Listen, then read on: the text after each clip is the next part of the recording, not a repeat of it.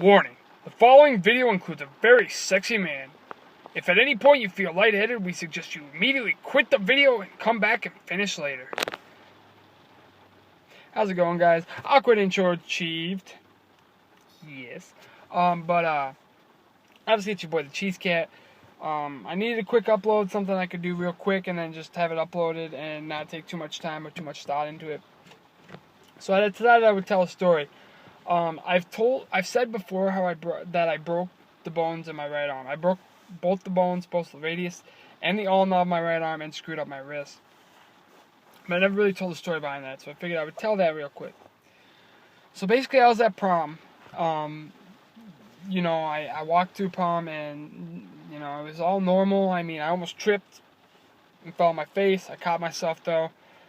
But that would be forgotten. We get to post prom.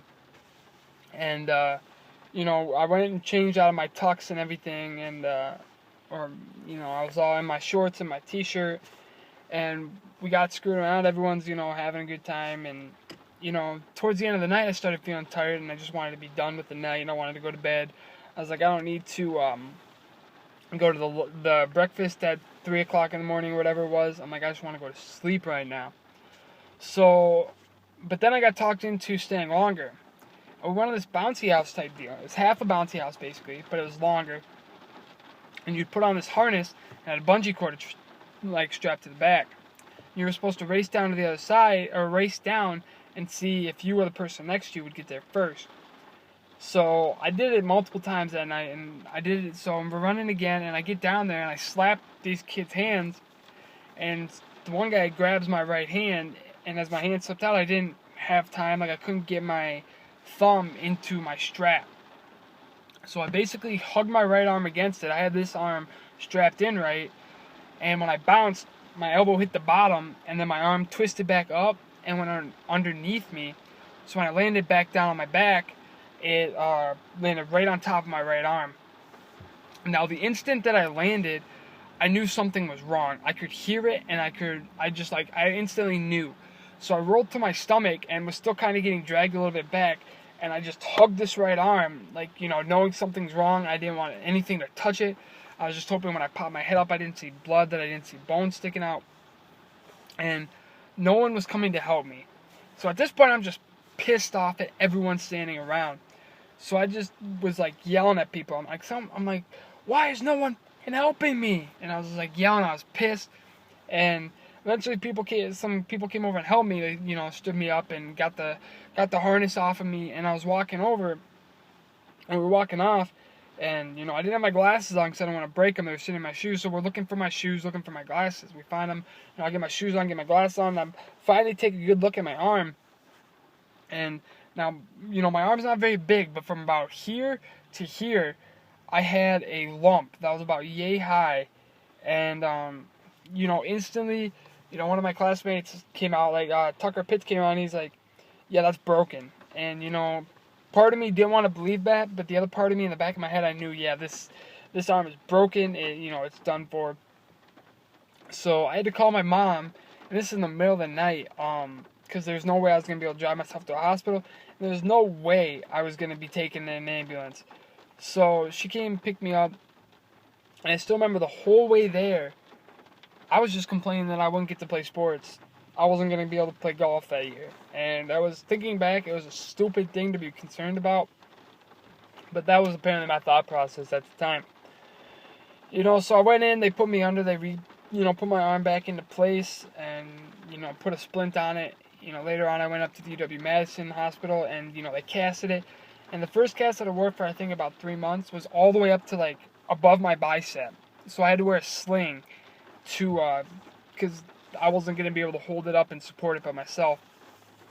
And, after that, I got, I think, another 3 months or so, I wore a cast that was about to my forearm. And, it's annoying to wear a cast because you got to put a bag over top of your arm every time you try to shower. So, that was kind of annoying.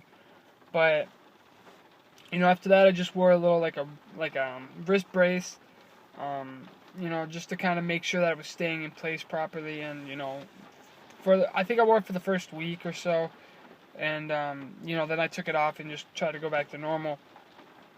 But, to this day, I don't think it's set right.